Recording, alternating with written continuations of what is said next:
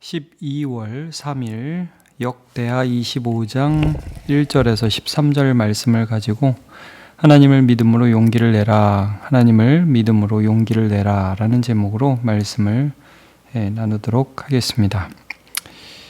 이제 이 역대하 25장에서는 요아스 왕이 죽고 나서 그 뒤를 이은 아마샤라는 왕에 대해서 말씀을 하고 있습니다. 25세의 왕이 되어서 29년 동안 다스렸다라고 1절에 소개를 하죠. 근데 이제 왕이 즉위하면 늘 왕에 대한 평가가 나오는데 이렇게 평가를 합니다. 2절 보시면 아마샤가 여호와께서 보시기에 정직하게 행하기는 하였으나 온전한 마음으로 행하지 아니하였더라. 이게 좀 애매하죠, 이 말이. 자, 정직하게 행하기는 했습니다. 하나님이 보시기에. 근데 온전하진 않아요. 여기에서 우리가 좀 하나님의 마음을 알 수 있어요. 아마샤 좋은 왕이지. 근데 좀 내가 여기까지 원하는데 거기까지 안 왔어. 이런 평가들을 좀 느낄 수 있죠. 그러니까 여러분, 하나님이 우리에게 원하시는 것이 있어요. 온전함이라고 하죠.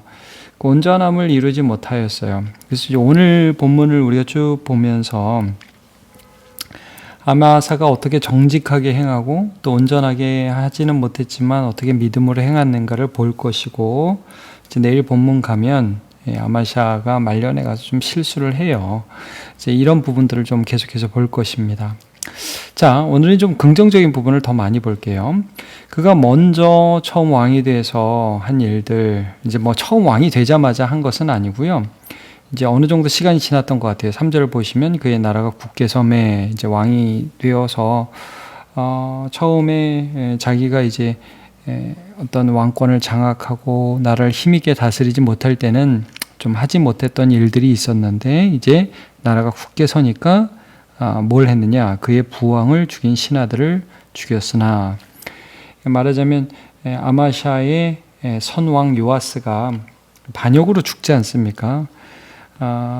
그래서 그 부분, 자기 아버지를 죽인 자들에 대해서 이제 그 부분을 이제 처리하고 반역자들을 처단하는 그런 일들을 하는데, 좀 인상 깊은 게 4절 보시면요.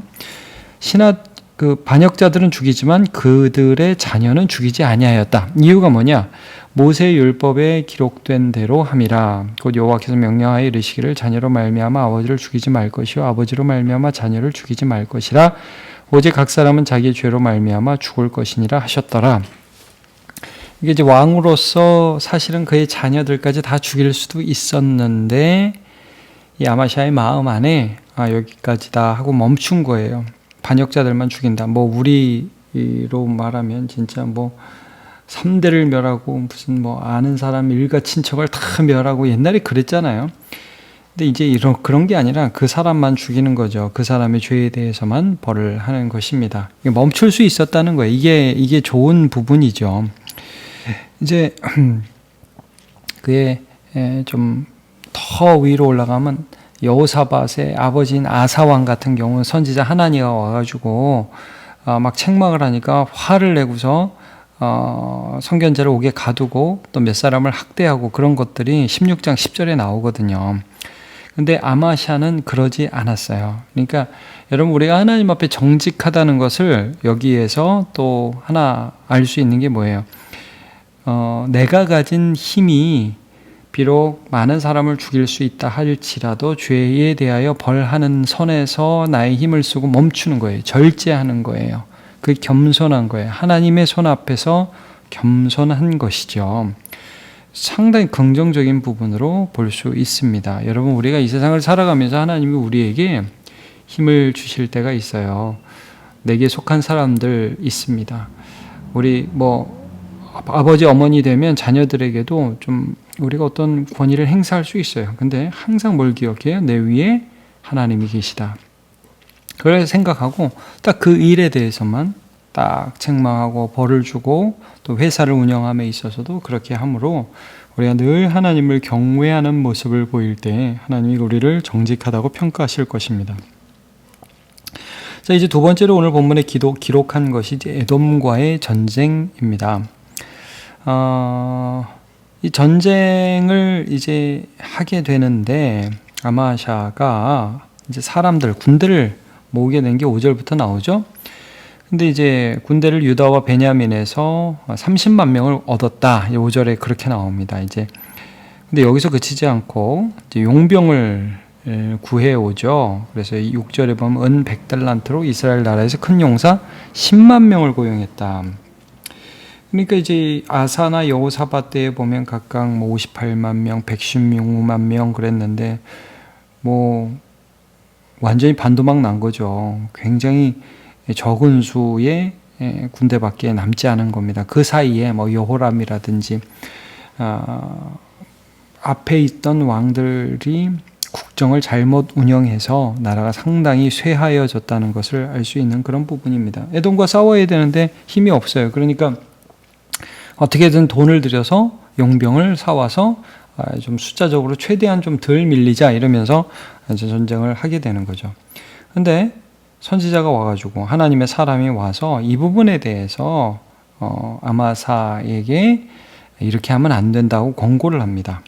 7절에 보시면 어떤 하나님의 사람이 아마샤에게 나와서 왕이여 이스라엘 군대를 왕과 함께 가게 하지 마옵소서. 저 북이스라엘 용병 쓰지 마세요. 이렇게 얘기를 합니다. 왜? 여호와께서는 이스라엘 곧 온 에브라임 자손과 함께 하지 아니하시나니. 자, 이게 뭐예요? 이제 우리는 역대기에서는 주로 남유다의 왕들을 주로 보니까 북이스라엘의 왕들을 지금 다루고 있지는 않지만 북이스라엘은 지금 이제 예후 왕조가 된 거예요. 근데 이제 여호사밧이 아합 왕조와 연합해가지고 아달랴가 들어오고 그러면서 유다도 굉장히 힘들었잖아요. 그들과 교제하는 것으로.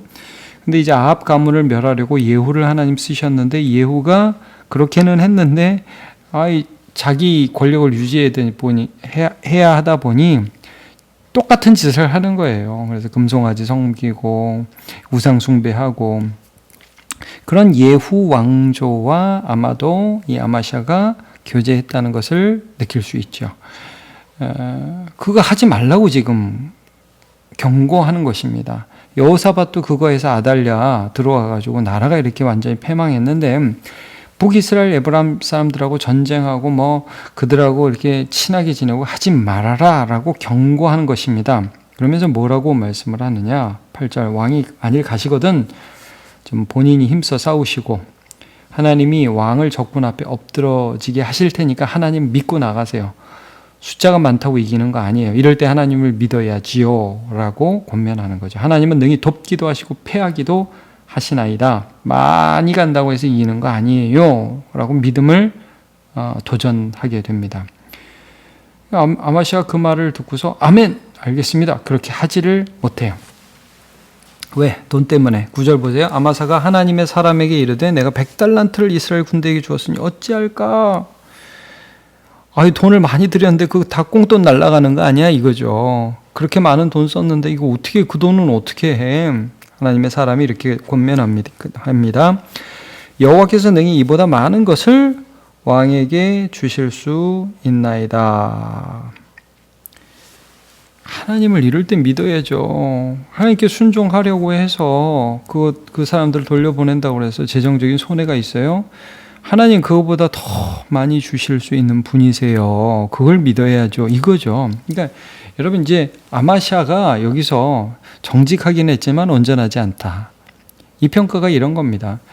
믿어야 된다는 건 아는데 잘 안 믿어지고 돈이 아깝고 이런 생각이 계속 드는 거예요. 어떻게 보면 우리의 모습과 같죠. 그러나 이런 권면을 했을 때에 아마사가 순종을 해요. 이제 10절을 보시면 에브라임에서 자기에게 온 군대를 나누어 그들을 고향으로 돌아가게 했다. 이 사람들이 굉장히 분노하죠. 그래서 이제 오늘 본문의 맨 마지막 13절에 보면 이제 돌아가면서 사마리아부터 베토론까지 유대 성읍들을 약탈하고 사람 3,000명을 죽이고 물건을 많이 노력하였다. 나쁜 사람들이에요. 애초부터 같이 하면 안 되는 그런 사람들이었어요. 이제 이 사람들은 전쟁 갈 때 이제 계약금으로 1만 달란트 은 받은 건데 나중에 이제 전쟁에서 이기면 더 추가로 보너스 받을 수 있는 기회가 다 날아간 거니까 뭐 오라가라 해 이러면서 신경질 내면서 이제 간 건데, 이것 때문에 이제 또 아마샤가 상처를 입었던 것 같아요. 그 부분은 나중에 좀 보도록 하고, 어쨌든 지금 믿음으로 먼저 자기가 의지하고 데려왔던 이스라엘 용병들을 돌려보내고, 그 다음에 무슨 일을 하냐 하면, 여기서 굉장히 유의 깊게 봐야 될 게 11절입니다. 여러분, 아마샤가 담력을 내요. 용기를 냈다 이거죠. 힘을 내서 두려워하는 마음들을 다시 내려놓고, 내가 나가야지, 하나님 믿어야지 이거예요. 여러분, 용기가 어디서 났겠어요? 이 선지자의 말, 하나님의 사람의 말이죠. 하나님은 은 1만 달란트? 아니, 그거보다 더 많이 주실 수 있는 분이세요. 하나님이요, 숫자로 싸우지 않으세요. 하나님은 우리를 이기게도 하시고 패하기도 하실 수 있는 분이세요. 여러분, 이 말씀을 들을 때에 힘을 낼 수 있는 거예요. 여러분, 우리가 어디서 용기를 내죠? 말씀에서 용기를 내는 거예요. 그게 믿음입니다. 하나님의 말씀을 듣고, 하나님이 살아계시지, 내 생각으로 이렇게 계산해 보니까 이건 못 이겨라는 계산이 나오는데, 근데 하나님 말씀을 보니까 내 계산 외에 하나님, 천지를 지으신 하나님이 계시다는 것이 믿어지니까, 있게도 하시고 없게도 하시고 이기게도 하고 지게도 하시는 그 하나님이 계시다는 걸 내가 아니까 용기를 내는 거예요. 그게 믿음이죠. 그래서 그의 백성을 거느리고 소금 골짜기 이르러서 세일 자손 10,000명을 죽이고 유다 자손이 또 10,000명을 사로잡아 가서 바위 꼭대기에 올라가서 거기서 밀쳐 내려뜨려서 그들의 온몸이 부서지게 하였더라. 이제 포로에서 귀환한 공동체가 이 글을 읽을 거니까 에돔 사람 너무 싫어했거든요. 그래서 이제 이런 기록을 했던 것 같아요. 자, 믿음이라는 것은 말씀을 듣고 그 말씀대로 살면 하나님이 함께 해주신다는 게 믿어져서 용기를 내는 것이 믿음입니다. 다윗도 한번 생각해 보세요. 여러분, 다윗이 이제 망명 생활할 때 시글락이라는 곳에서 한동안 생활을 했을 때 블레셋에서 있었죠. 블레셋이 이제 유다와 전투를 할 때 나가기 싫지만 나가야 됐는데 이제 블레셋 방백들이 자꾸 반대하니까 다윗이 이제 다행히 전쟁에 참여하지 않고 본거지로 돌아온 일이 있습니다. 시글락으로 와서 보니까 난리가 났네요. 아말렉 잔당들이 와가지고 마을을 폐허로 만들고 가족들은 다 그냥 포로로 끌고 가고, 그래서 어쩔 줄을 모르고 사람들이 완전히 멘붕이 왔어요. 멘탈이 붕괴됐어요. 그래서 다윗을 돌로 쳐 죽이려고 해요. 저놈 때문에 우리 아이가, 내 아내가 지금 죽었다 생각하는 거죠. 실제 안 죽었는데. 근데 여기에 이런 고백이 있습니다. 사무엘상 30장 6절에 백성들이 자녀들 때문에 마음이 슬퍼서 다윗을 돌로 치자 하니 다윗이 크게 다급하였으나 그의 하나님 여호와를 힘입고 용기를 얻었더라. 여호와를 힘입고 용기를 얻었더라. 아마 옆에서 누가 그랬겠죠. 장군님, 우리 여태까지 하나님 믿고 여태까지 왔어요. 여기까지 왔어요. 이번에도 하나님 믿어야죠. 하나님이 아말렉도 잡게 해주지 않겠습니까? 우리 아이들 아직 살아있을지 누가 알아요? 하나님이 살려주시면 사는 거 아니에요? 하나님을 누군가 얘기했겠죠. 아니면 다윗이 기도하다가 그 하나님을 기억했던가. 그래서 여러분, 하나님을 힘입어서 용기를 얻었다. 이게 믿음입니다. 여러분, 이사야서에 이런 말씀이 있어요. 60장 22절, 그 작은 자가 1,000명을 이루겠고 그 약한 자가 강국을 이룰 것이라. 때가 되면 나 여호와가 속히 이루리라. 하나님이 이런 분이라는 거예요. 예, 여러분, 우리가 죽음 앞에서도 예수님을 생각하면 죽음을 이기신 예수님을 내가 믿지. 그러면서 힘을 내는 거잖아요. 여러분, 다니엘이 바벨론에 끌려가서 채식을 합니다. 그때 어떻게 용기를 냈을까요? 하나님은 나의 창조주시다. 내가 하나님께 순종할 때에 하나님이 이 음식을 통해서 나의 건강을 지켜주실 것이다. 용기를 낸 거죠. 그의 세 친구들이 왕이 만든 금신상에 절하지 않았습니다. 왜 안 할 수 있었습니까? 여기서 구원해 주실 하나님을 믿어서 용기를 낸 거죠. 풀무불에 막 들어가잖아요. 성큼성큼 들어가잖아요. 여기서 구원해 주실 하나님을 믿었고, 구원하지 않으셔도 나의 죽음과 삶을 책임지시는 그 하나님을 믿으니까 들어가는 거죠. 여러분, 믿음은 하나님이 살아계신 것을 우리가 기억할 때에 주눅드는 이 세상에서도 용기를 내게 하는 능력이 됩니다. 그래서 믿음으로 용기 내는 우리 됩시다. 제가 이사야 40장 28절에 31절을 읽어드리겠습니다. 너는 알지 못하느냐? 듣지 못하였느냐? 영원하신 하나님 여호와 땅 끝까지 창조하신 이는 피곤하지 않으시며 곤비하지 않으시며 명철이 한이 없으시며 피곤한 자에게는 능력을 주시며 무능한 자에게는 힘을 더하시나니 소년이라도 피곤하며 곤비하며 장정이라도 넘어지며 쓰러지되 오직 여호와를 앙망하는 자는 새 힘을 얻으리니 독수리가 날개치며 올라감 같을 것이요 다른 박질하여도 곤비하지 아니하겠고 걸어가도 피곤하지 아니하리로다. 아멘. 기도하겠습니다. 하나님, 오늘 아마샤의 행적을 함께 살펴보면서 그가 참 부족하고 온전하지 못하였으나 하나님 앞에 정직하게 행한 부분들을 살펴보았습니다. 선왕을 죽인 반역자들을 처벌할 때에 자기의 권력을 남용하지 않고 그의 반역자들의 자녀들과 가족을 처벌하지 않은 절제하는 왕권을 보여주었습니다. 하나님, 우리가 늘 하나님의 능하신 손 안에서 겸손하며 죄에 대해 단호하지만 교만하지 않도록 붙들어 주옵소서.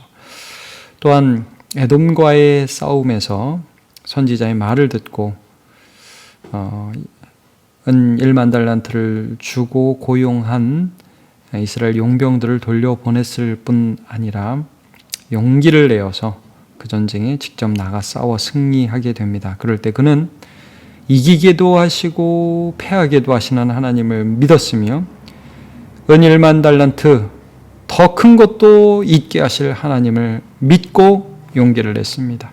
하나님, 우리가 이 생 살아가면서 어떤 하나님을 믿습니까? 우리를 이기게 하실 수 있고 패하게도 하실 수 있는 그 하나님을 경외하게 하여 주옵소서. 하나님, 우리가 다른 데 용기 내지 않고 순종하는 데 용기 내게 하여 주시옵소서. 하나님, 지금 우리가 많은 것이 없습니까? 더 있게도 하실 수 있고 없게도 하실 수 있는 그 하나님을 경외함으로 하나님이 나를 채우시는 것을 경험하게 도와주옵소서. 예수님의 이름으로 기도합니다. 아멘.